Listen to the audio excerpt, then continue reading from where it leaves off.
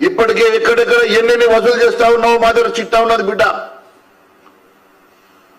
కేవలం మా హైదరాబాద్ డబ్బులతోటి యావత్ దేశ రాజకీయాల్ని నడిపిస్తున్నారు.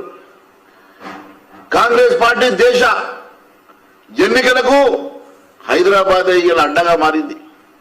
హైదరాబాద్ లో వసూలైనటువంటి డబ్బుతోటే కాంగ్రెస్ పార్టీ భారతదేశ రాజకీయాలను ఎన్నికలను నడిపిస్తున్న సంగతి నేను గుర్తు చేస్తున్నా.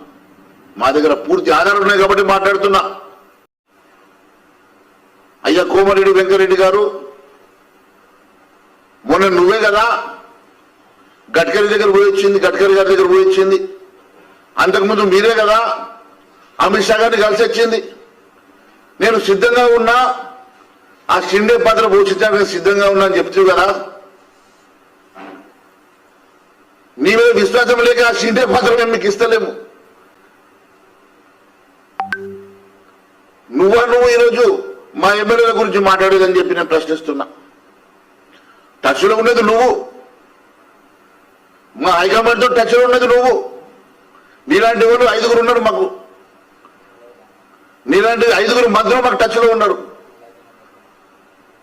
అయినప్పటికీ కూడా మేము చాలా హుందాగా ప్రజాస్వామ్యాన్ని గౌరవిస్తున్నాం కాబట్టి